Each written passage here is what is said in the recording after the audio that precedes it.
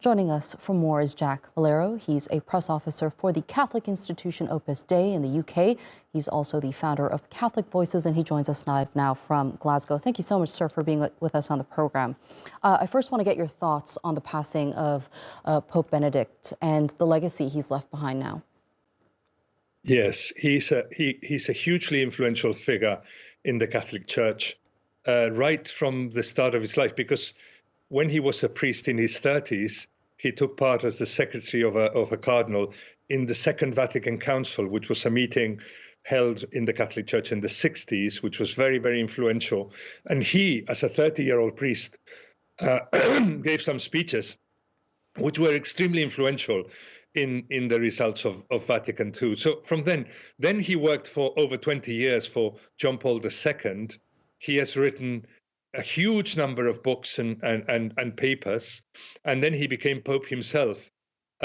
While he was Pope, he actually took in hand the sexual abuse crisis, which had been, as had been said in the program, very much mishandled.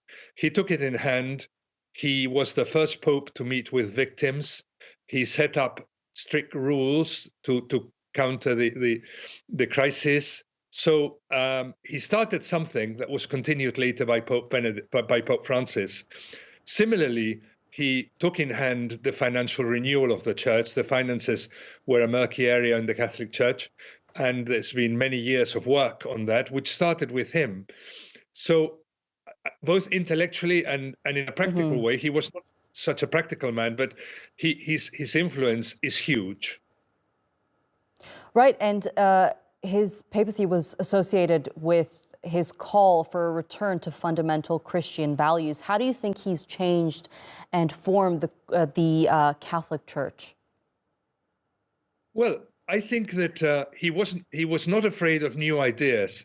He was a very intellectual pope. He read a lot. He spoke a lot. He got the inputs from many different people.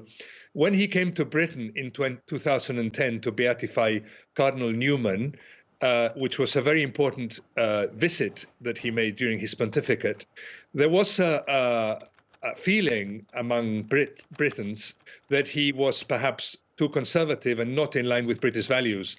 This was confirmed not to be the case when he actually came, because he spoke of many things and connected with the British people. He was seen as what he was, a very holy man, very thoughtful man, in touch with the problems of today.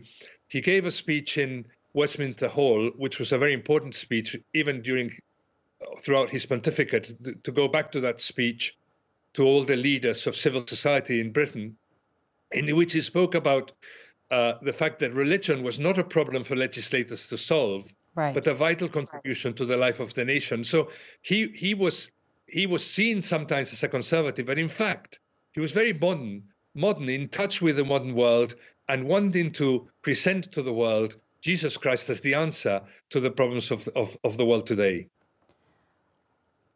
Right, and we do have live pictures from the Vatican where mourners are currently making their way to the Vatican to pay their respects to the late Pope Benedict XVI.